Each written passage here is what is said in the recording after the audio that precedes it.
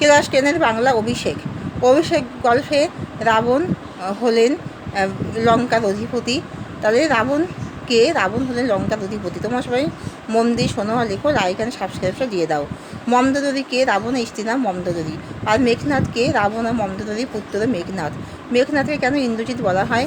মেঘনাদ ইন্দ্রকে জয় করেছিলেন বলে তাকে ইন্দ্রজিৎ বলা হয়।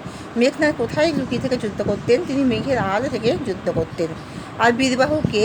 রাবণ এবং গন্ধর্ব তনয়া চিত্রাঙ্গদার পুত্র হলো বীরবাহু। আর রামচন্দ্র কে? রামচন্দ্র অযোধ্যা রাজা দশরথের জ্যেষ্ঠ পুত্র। আর সীতা? রামচন্দ্রের সহধর্মিণী হলেন সীতা। তাহলে বীরবাহু কার হাতে মারা গেছেন? বীরবাহু রামচন্দ্রের হাতে মারা গেছেন। বীরবাহুর মৃত্যুর খবর কে মেঘনাথকে দিতে গেছেন? দেবী লক্ষ্মী। দেবী লক্ষ্মী কিসের ছদ্মবেশ নিয়েছেন? তিনি প্রভাষা ছদ্মবেশ নিয়েছেন।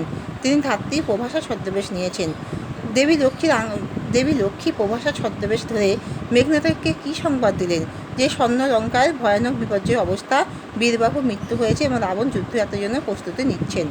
রাগে অগ্নিরোষে মেঘনাথ কী করলেন? তার কুসুমদাম ছিঁড়ে ফেললেন। তিনি কুসুমদাম ছিঁড়ে ফেললেন এবং তিনি তার সোনার অলঙ্কার ছুঁড়ে ফেললেন।